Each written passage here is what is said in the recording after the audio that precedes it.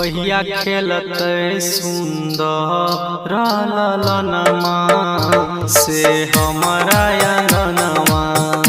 कहिया खेलत सुंदर ललनमा से हमारा अंगनमा। कहिया खेलत सुंदर ललनमा से हमरो अंगनमा। बोला बोला छठी मैया की।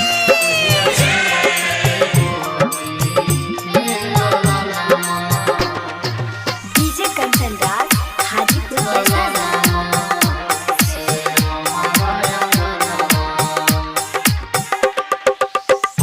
जल बीच खार छिया करत गुहार छिया।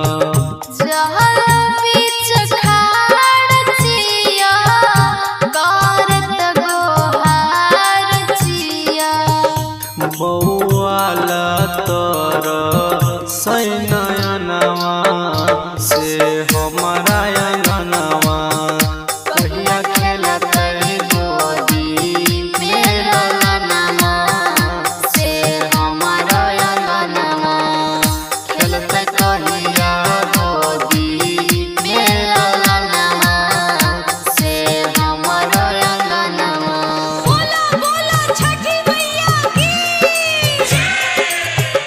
कहिया खेलत गोदी में डीजे कंचन राज हाजीपुर वैशाली।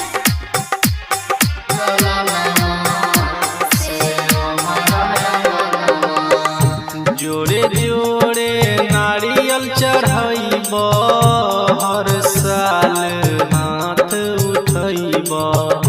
जोड़े जोड़े नारियल चढ़ाइबा हर साल हाथ उठैबा।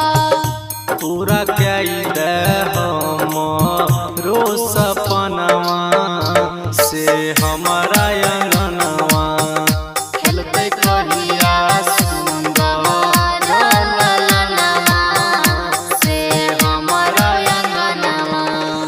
पूरा कई दे हमरो सपनवा से हमारा अंगनवा।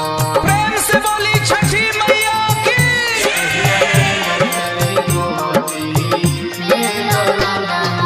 डीजे कंचन राज हाजीपुर वैशाली।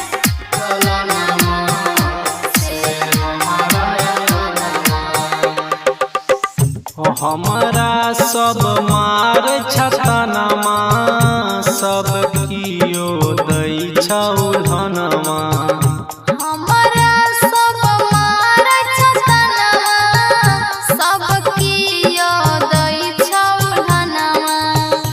गाबी कह सुनी ल सुहनमा से हमारा